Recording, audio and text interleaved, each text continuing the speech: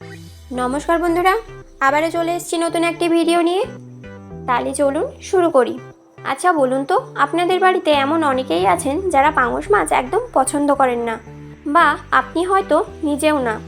তাদেরকে বলছি, একবার এইভাবে বানিয়ে দেখতে পারেন, অসাধারণ খেতে লাগে। দেখবেন বাড়ির সবাই চেটেপুটে খাবে। তাহলে চলুন, প্রথমেই মাছটাকে এইভাবে কেটে নিতে হবে। আর মাছটা কাটা হয়ে গেলে ভালো করে জল দিয়ে বেশ কয়েকবার ধুয়ে নিন। ধুয়ে নেওয়ার পরে পরিমাণ মতো লবণ, হলুদ ও সর্ষের তেল ওই 1 চামচ মতো দিয়ে ম্যারিনেট করে রাখতে হবে, ওই ধরুন 15 থেকে 20 মিনিট পর্যন্ত।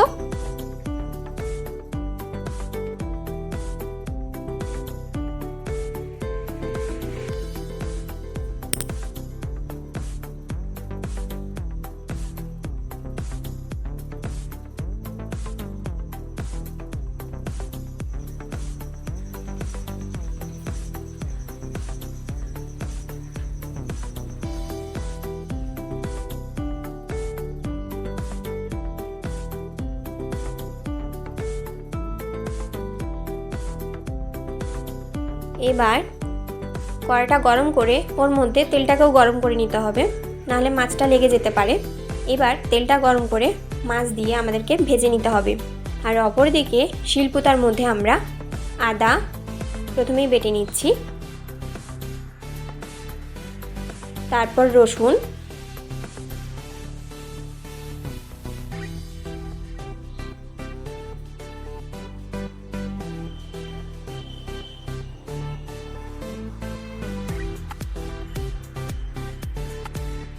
তারপর পেঁয়াজ, এটাকেও বেটে নেব।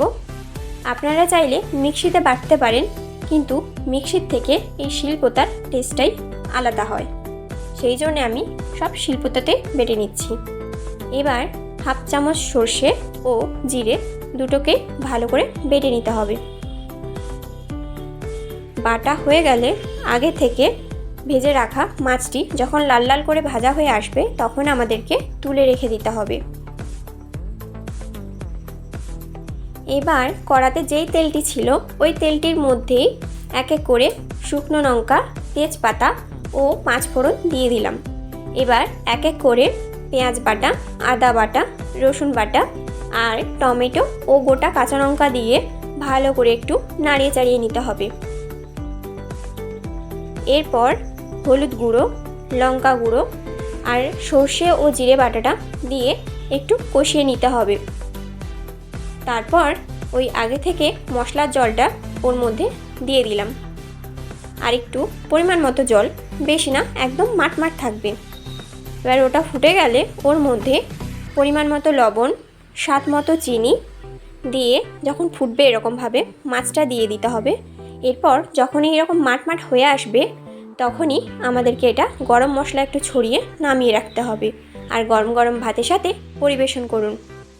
নমস্কার বন্ধুরা, যদি আমার চ্যানেলটি ভালো লাগে প্লিজ লাইক, সাবস্ক্রাইব আর পাশে থাকা বেল বাটনটিকে ক্লিক করে দিন, যাতে আমার পরবর্তী ভিডিওগুলো আপনাদের কাছে সবার প্রথমে পৌঁছে যেতে পারে। ভালো থাকবেন, সুস্থ থাকবেন।